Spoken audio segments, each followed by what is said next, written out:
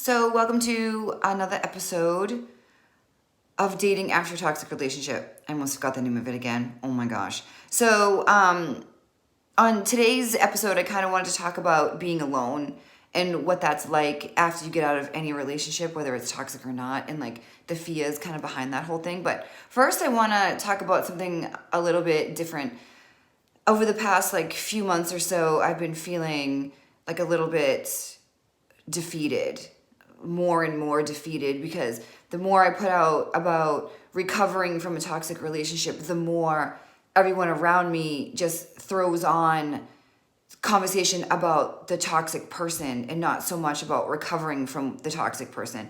It seems like so many people want to talk more about the relationship that they were in instead of healing and recovering and moving on to a healthier, happier life. And that's been kind of making me feel a little pissed off, a little frustrated, a little like defeated, like I said. Like, why am I even bothering to try to help people if all they want to do is get in a circle and talk about the toxic person, where it's narcissism this and narcissism that, which I get it. People sometimes are going through this, they don't really know what it is, but the majority of the people I see, it's all about the toxic person and what that looks like in the toxic relationship. And for me, it's more of like, I want to talk about healing and what that's like and guide people through healing and get them on the other side of a toxic relationship so they don't continue to repeat the same habits and the same relationships over and over again. I understand that recovery is super difficult, that regardless if we're in something toxic or if we're not, at the end of any relationship, we all have accountability, we all have responsibility, and the first step is to acknowledge what that is. So it's been super difficult. But yesterday, I was feeling like super happy with the way everything is turning out in my life. Is it perfect? No, of course not. Like, I'm afraid the gym's going to close down because of this crazy virus, which obviously it could be worse. But, things are never going to be perfect. Things are not amazing. I'm finding that walking through a relationship that's healthy is the most baffling thing I've ever come across in my life. And I'm getting there. Like, I'm figuring stuff out and I'm paving the way. I'm still helping a lot of clients kind of get through all their stuff. I help people to create their dating profiles, and I'm so excited about this aspect of it. I can't wait for this part of it. It's going to be so fun. Seeing someone come from a toxic relationship, like leaving it behind and then taking them all the way through dating and doing stuff healthy has been like so amazing for me. I'm so excited about doing that. I just think it's so fun. So yesterday I was kind of feeling just happy, just genuinely happy. I have my second book coming out, which I'm super psyched about. I have 3 amazing kids that are healthy, they're happy, they're successful, they are, living their own lives. I'm about to be an empty nester in a few months here, and that's kind of scary to me. But the fact of the matter is, it's good with them. Like, they're kind of doing their thing. I have a great relationship with all of them. Thank God I'm not a grandmother yet. I'd kill them. I have a good guy in my life. He's pretty amazing. Still, taking everything day by day, because that's how you should be taking things, but he's still probably the most amazing thing. And I'm realizing, after I've been able to get back into my fitness lifestyle, because I was in fitness for a while and I was doing really well with everything, and then toxic relationship happened and I made choices I shouldn't have made. And now I'm getting back into it. And I'm just starting, like, this week is my first full week of legs 3 days a week. And I could not be more excited about this. Today was the first day. The past few weeks I've done it twice, and it's been amazing. So I'm seeing changes in my body, changes in my sleep. I'm figuring stuff out. I have all these great things going on, and it's because I was able to heal and recover from something so abusive and so toxic, because I took time off to heal, time off from dating, from trying to find someone to be in my life in a certain way. And even after you find someone to be in your life, it doesn't mean it's going to be in the way you want them to be in your life. So there's a lot of stuff that I'm learning. But the biggest thing is, yesterday I was feeling this way. I was feeling like so happy. So I made a little tweet about it and then put it on Instagram or whatever. And it's so amazing because I don't have a shit ton of likes on there right now, which leads me to believe that more people do want to heal. They do want to find happiness and a healthy life after something so toxic and so abusive. So that made me feel like oh my gosh, people do want to change. Not everybody just wants to talk about the toxic relationship and the toxic person and this is what he did, this is what she did. Let's talk about it constantly and keep it alive. So there were, I think, I'm at just over like 700 likes, which leads me to believe that there are like 700 people out there that want to change and they want to make a difference in their own lives and they want to get healthy and they want to do these things. So it's given me such amazing hope. So I'm really glad that I did that because I was really feeling like, man, what am I even doing? Why am I even doing this if nobody really wants to kind of, change, if nobody really wants to make those life changes for themselves? Is it hard? Yeah, of course it's hard, but pick your hard. You can be in a toxic relationship and talk about it and keep it alive, which is friggin' hard, or you can heal from it and move on with your life, which is hard. But you know what? One hard stays and the other hard goes. So it's like you got to pick your pain, you got to pick your hard, you got to pick which way do you want your life to go in. So it's not easy. It was a little frustrating for me, but now after posting that, I feel a lot better. And I'm excited about it because people were like, oh my gosh, you just gave me hope. And that made me feel so good and like so happy because there is a great life waiting for you after you let go of this toxic person and after you let go of all the things that happened in order for you to get into something like that. And is that like an easy thing to do? No, it's not like letting go of a balloon and it just flies away and it's gone. It's not obviously how that works. Letting go takes time, it takes healing, it takes patience, it takes a lot of work, it takes a lot of everything, and you can't always do it alone, which is why I love doing what I do with people and helping them walk through this. And the way I do it is definitely a constant contact. I mean, there's your therapist, which is amazing. Love my therapist. Think he's like the coolest thing ever. He really is. He's great. And I see him once a month. But in order to get out of something or to stay out of something so toxic, I feel like constant contact is the way to go. I have weekly meetings with my people. We talk on FaceTime and then they text me or Instagram, that sort of thing. And what do I do about this? And this is how I'm feeling. And sometimes I'll just get a random text that just says help. And I'm like, oh boy, what's going on? I did notice that once one person is having kind of an issue, they all have an issue at the same time. So I don't know how they're all connected like that, but they definitely are. So it's something I really love doing. I have a passion for helping people to kind of get through all this stuff. And of course, to get healthy and to start dating in a healthy way. And I'm so excited about working with people and getting that aspect of their life going. But anyway, so that was my little rant and my little frustration about what's been kind of going on. But so today I want to talk about being alone, because that seems to be the thing that a lot of people are afraid of. It's like their biggest fear. It's like they feel like if I let go of somebody, if I walk away, I'll be alone. Yeah, you will be. And is it as bad as you think it is? No, it's literally not bad at all. It's probably like the best thing that'll ever happen to you in your entire life is being alone. I know I've talked about this before, but it's something that just keeps coming up where people are afraid that if they are not with someone, society's going to look at them in a certain way. And yeah, society will, because society's a friggin' dick. As we all know, society kind of sucks a little bit. So you got to be brave enough to do something without wanting someone else's approval or wanting to be accepted by society. So just because you're alone or you're single, that doesn't mean that there's something wrong with you. It doesn't mean that you're unlovable. It just means that you're by yourself and it's not the end of the world.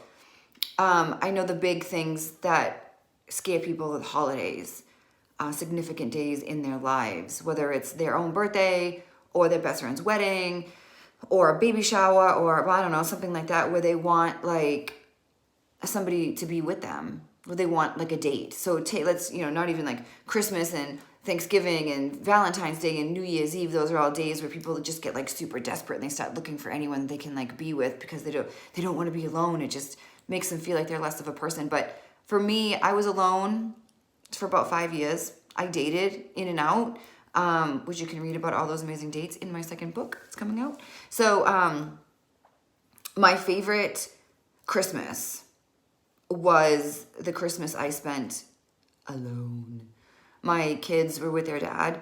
It was the first and only time this had ever happened where he had them on Christmas Eve and Christmas Day. Normally he gets them Christmas Eve, I get them Christmas Day, because I was like so afraid of waking up on Christmas morning by myself. And then it happened, because I could never tell their dad, no, you can't have them. Like, no, how would I do that? So I'm like, yeah, whatever, that's fine. I was a little nervous because I was single. I wasn't dating. I wasn't talking to anybody. There were no, Merry Christmas text messages going. There wasn't any like, hey, what are you doing later? Come over. It was just me and my schnauzer. Me and my schnauzer. So I woke up. I had made plans a little bit before this to go to the movies because Johnny Depp, Through the Woods or In the Woods or whatever, his movie was coming out, and obviously I'm a huge fan. So I was like, I'm going to go spend Christmas with Johnny Depp. Because when I was younger and there was a lot of stuff going on in my crazy household, I always turned to his movies or his, shows or whatever I could watch of his whenever I was alone. I remember I had a poster of him above my bed, and when I felt sad, I'd go and like sit near it and just be like, oh man, the only guy that's never let me down. Not necessarily anymore, but when I was younger and stuff like that. But anyway, so I went to the movies that day. I was supposed to go to the movies, but that morning I woke up and it was the quietest my house had ever been. And I remember just waking up and feeling this overwhelming sense of calmness. You know why? I'll tell you. Because when I was married, I was an asshole. And I was the typical sort of woman where he would ask me, like, what do you want for Christmas? And I was like, you don't know. How do you not know? Do you not know me? And he'd be like, well, what do you want? And I'd be like, I want one of these, like, 5 things. Pick out which one I want. Oh my God, are you fucking kidding me? So, poor guy, he did his best and he always picked the wrong thing. And I would get mad and be like, oh, can you believe this? This is what he got me for Christmas. What a freaking jerk.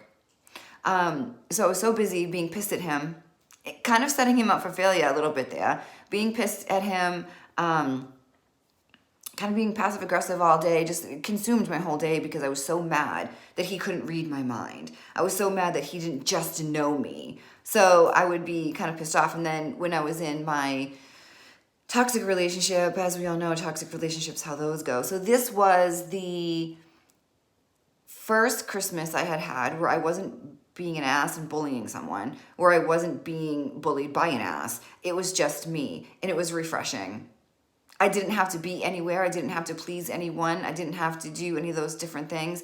I could just do whatever it was I wanted. I remember coming down the stairs, sitting on the couch in the living room in the complete stillness of Christmas morning, and my dog sat next to me, and I remember feeling like, wow, this is nice.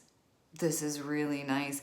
So I went to the movies, got into my seat, and then behind me was a family of people that I know. She's amazing. She also loves Johnny Depp, and she was sitting like right behind me, which was amazing. And then next to me, a few seats over, was a person that worked at the school that I volunteered at, and that was kind of cool too. So I ended up seeing people there that I knew. After that, I went to my friend's house, and when I got to my friend's house, my kids were there. So that was kind of cool too. So I got Christmas dinner with them and with my kids, and I had like the best day ever. I wasn't stressed. I wasn't pissed off. I wasn't angry. I was just living because it's just another day. It's just another day to kind of do your own thing. And I survived it. I had birthday parties for myself. I threw myself a few birthdays. I think it was my 40th, I think. I did an Alice in Wonderland theme. Pretty legit. Had a big party at my house. And then another year I had a huge dinner with a bunch of my friends at my friend's restaurant. And then we got like a VIP table at a nightclub, which was awesome. I can't dance unless there's some like alcohol in me, so I was dancing. And that was like amazing. I had the best time. I didn't have a date. I wasn't dating. I wasn't like show up here, show up there. Wasn't doing those things. Except for that birthday party at the nightclub, my friend Andre was supposed to show up. Andre, I know you're watching this, and you ditched me that day. So I know you were supposed to show up, but you didn't. But that's fine. I'll let that pass. But the thing is, like, I was able to celebrate myself without having to have approval of somebody else. I was able to throw myself birthday parties, get it all together myself, have all of my friends over, kind of do my own thing, and be okay with it. I woke up on my birthday alone for a long time, and there was nothing wrong with that. That doesn't mean I'm less than. It doesn't mean I'm, a bad person. It does not mean I'm unlovable. It doesn't mean any of those things. It just means that time in my life, I needed to heal. And while I was healing, I was going to enjoy life as well. Get to know who I am. Get to know the things that I like and the things that I don't like. So every birthday, I threw myself birthday party. Last year, I had my birthday. This was the first time I did not throw myself a birthday party. Did not do that this past year. Instead, I went to my favorite restaurant with some of my favorite people and brought the guy that I'm dating with me, and my friends met him. So for me, that was probably my favorite so far because it was really nice and it was awesome and it was exactly what I wanted to do. So when I was kind of by myself, I wanted to have a big party and surround myself with a bunch of people. When I started kind of dating him, I was like, oh, if I just had dinner with him, like just being with him would have been amazing for me. Like having Chick-fil-A and watching like murder documentaries would have been like the best ever. But we ended up going out to dinner with a few of my friends, and I thought that was pretty awesome because it was exactly what I wanted to do. I wasn't trying to impress anyone. I wasn't trying to be someone that I'm not. I did what I wanted to do. And I think that's like the big thing is like when you're, going through like this breakup and this recovery and all this stuff, it's that space between no longer and not yet, which is much bigger than this. But it's where you kind of heal and you get through things and you figure out who you are and you rise out of the darkness. And then as you do that, then you start to live, you start to go out, you start getting comfortable with being the third wheel. Oh no, look at me, I'm fine. Like I was third wheel for 5 years, third, fifth, 11th, I don't care, whatever. I was just out having fun because I'm a freaking human. So it's that space where you learn like how to heal and recover, actively work on it, not just sit there at home and be like, is this working? Am I healing? No, dude, you're not. You're sitting on your freaking couch watching Netflix. Get up and get proactive about it. So you have to do that on your own. But and then it's that where you start to live and you start to like go out and you wear Halloween costumes and you go to Christmas parties and you do, different things with your friends and with your family, and you go to your nephew's soccer game and your niece's soccer game, and then you do, all these different things, and you have fun and you date when you're ready. You get out there and you like start dating and you figure out how that's going to go. Of course, once you get to that point where you start dating and bringing someone else into your life, it gets a little bit more tricky. So, but it's definitely manageable. It's definitely possible because for me, it's like I'm going through things that I never expected I would be going through, because when I was in that space between no longer and not yet, I was healing and recovering. I wasn't with someone. So some of the relationship stuff that was going to come out, I didn't expect it to come out because I wasn't thinking about those things. I wasn't thinking about any of those things, but now I am. And now I was telling my client the other day that I'm like kind of, going through like this forest and like making a path for other people so I can help other people when they get to this point. Because nobody helped me. I didn't have a person that's like, oh, hey, this is what you do and this is what this looks like. And hey, no, that's normal. Or you know what? My sister was the only one who's like, reel that in. So, but it gets to be like, it's uncharted territory for me, but not necessarily for you. So a lot of people are able to have access to me, and I can help them get through all these things and make them feel like a whole human and make them understand that what they're feeling is not crazy. It's normal. And this is what you can do to, prevent it. But the more I help people and the further I go, I'm just like, oh my God, why is nobody here to help me? Which then fuels my fire to continue helping other people, because you should be able to be with somebody that you're happy with. You should be able to be with somebody that's like fun and exciting and doing new things and learning about, healthy relationships. Because after something so toxic, you're terrified. It's like, I don't want to do this again. But once you get out there, I think it's definitely worth it, but you have to be ready for it. You have to be okay with being alone before you can be okay with being with someone else. So when you're alone and you're healing and you're going out with your friends, you're actually learning how to be in a relationship. Because when you get to be with somebody and he has something to do or she has something to do and they can't go with you to your event, what are you going to do? Not go? No. So this process of learning how to be alone and learning how to be by yourself and be self-sufficient is gearing you up for a relationship. Because if there's a fun gala happening and you go every year or whatever and you want to go and your person's like, oh no, I have to work late, or whatever's going on, I can't go, I'm so sorry. You're not gonna sit there and be like, oh well, if you can't go, I'm not going because I can't be out alone. Yeah, you can. And you should go, because you're still a human who wants to have fun. You're still a human who deserves to have fun. You don't have to be locked in your cave just because some dude or some chick can't go with you.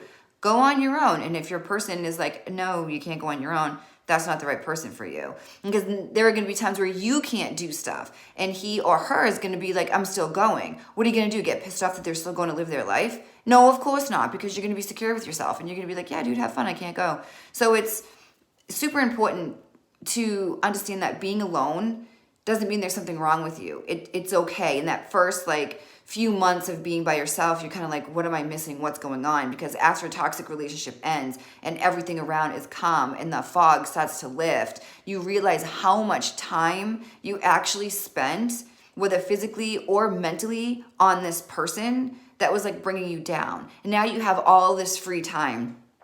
I like to compare it to like a bride who's preparing for her wedding, and then like the day after the wedding, she has literally nothing to do because she's like, wait, something is missing, because she's been so busy for God only knows how long planning this thing. And now that everything is done and everything is calm, what do I do with all this free time? So after toxic relationship, you start glamorizing and romanticizing the relationship. Well, maybe he wasn't that bad. And then you're like, well, now I got to go out and like meet someone because I don't want him to have someone and I'm not going to have anyone. And then you go out and it sucks because you're not ready. And then it pushes you right back into that toxic person because you're just like, oh, it wasn't that bad. This date was so horrible. This relationship wasn't so bad. And that happens to a lot of us. It happened to me, where I did it, and you'll see it. I wrote about it in my second book, the dates that I went on and how I ran back to the toxic person because I'm like, this date was so bad, and this guy, I know this guy, he's familiar. Yeah, he has another girlfriend, and yeah, he hits me, and yeah, he's verbally abusive, but you know what? It's not as bad as this horrible date was. Oh my God.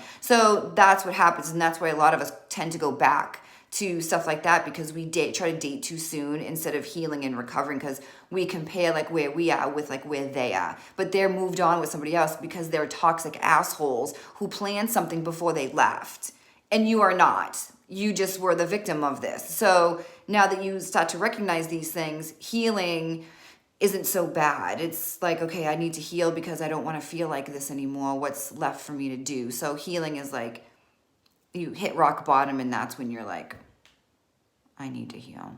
So it's super important. Being alone isn't that bad. Throw yourself a birthday party. You know what happens when you do that? All the good things happen. You get to have your own cake. You don't have to worry about someone else's choice. I remember ordering my cake and I was like, fuck this, I'm getting what I want. You guys want chocolate? You're out of luck. I hate chocolate cake. Blech. So I got the kind I wanted.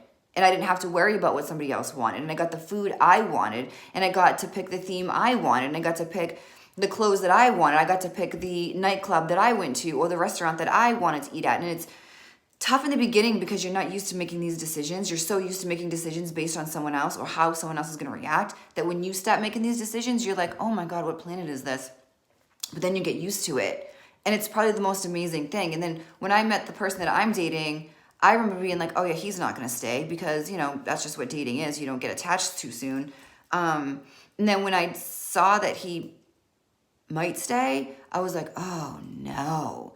Like, am I going to have to, is this going to be like it was with a toxic relationship? Do I want to like push this person away and stay in my space between no longer and not yet where I'm comfortable? But you know what? You don't have to do either. You can kind of stay in that space and you can date someone. It's actually possible. It is not at all like the toxic relationship was. Not at all. Like, which then it confuses you. It's like, why are you not doing these things? So it's, that's another one for later, but, it's definitely an interesting thing. So in order to get to a good place where you're ready to heal and you're ready, and when you're ready to date, you have to heal. You have to understand being alone is okay. You have to be okay doing things on your own. Because if you're not, then you're just going to be a hostage in your own life forever. And literally that's not fun. So anyway, check out my website if you're interested in any one-on-one dating advice, getting out of a toxic relationship or leaving it behind, or you want to help with like your apps and stuff like that, because I love doing it. I'm so excited about it. Check out kellysmithdatingcoach.com and hit me up on social media if you feel like you might be interested. Thanks for watching.